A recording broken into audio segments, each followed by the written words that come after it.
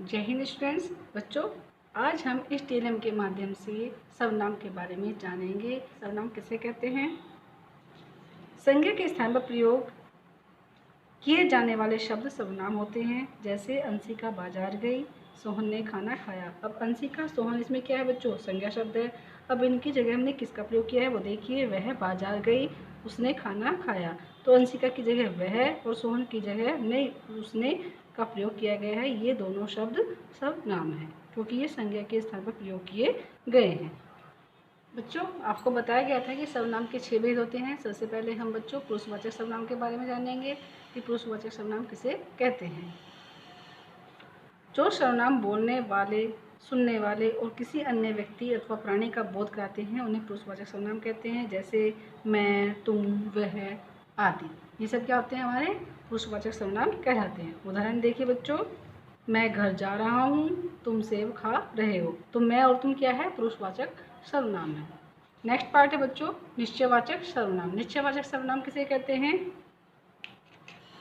जो सर्वनाम निकट या दूर की किसी निश्चित वस्तु अथवा प्राणी की ओर संकेत करता है उसे निश्चयवाचक सर्वनाम कहते हैं। जैसे ये उदाहरण देखिए, यह स्कूल मेरा है, वह बस में बैठा है आदि। तो यह वह जो निश्चित प्राणी की ओर संकेत करता है, निश्चित वस्तु की ओर संकेत किया जाता है, तो वह निश्चितवाचक सर्वनाम कहलाता है। जैसे देखिए बच्चों, यह पेंसिल मेरी है, तो निश्चित है, तो ये क्या हुआ?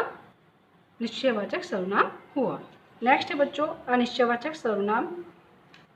अनिश्चयवाचक सर्वनाम किसे कहते हैं? जो सर्वनाम शब्द किसी निश्चित व्यक्ति या वस्तु की जानकारी नहीं देते उन्हें अनिश्चयवाचक सर्वनाम कहते हैं।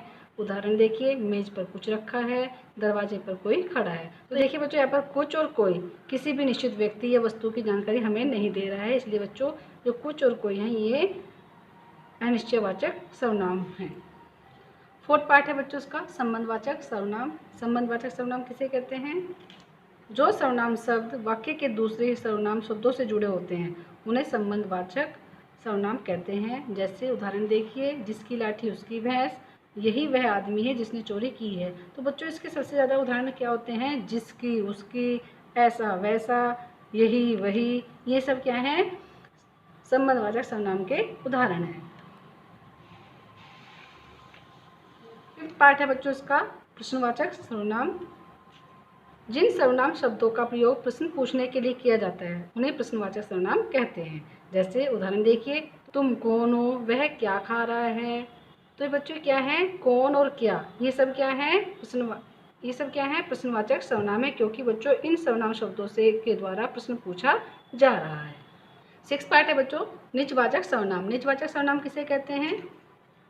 जिन सर्वनाम शब्दों का प्रयोग व्यक्ति अपने लिए करता है उन्हें निजवाचक सर्वनाम कहते हैं। उदाहरण देखिए, मैंने यह कविता खुद लिखी है, मैं यह काम स्वयं कर लूँगा आदि। तो बच्चों खुद और स्वयं ये सब क्या हैं? निजवाचक सर्वनाम हैं। ये देखिए बच्चों, मैं, हम, आप, आपका, वे, उन्हें, वह, क्यों, उसने, मुझे, हमें, क्या, तुम्हें, कोई, मेरा, उसे आदि। ये सब क्या हैं? सर्वनाम शब्द हैं। जो शब्द संज्ञा के स्थान पर प्रयोग किए जाते हैं वो सर्वनाम शब्द कहलाते हैं।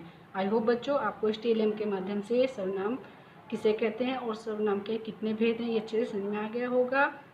एक बार खुद से आप इस वीडियो को ध्यान से देखिए और अच्छे से समझिए। ओके बच्चों, थैंक यू।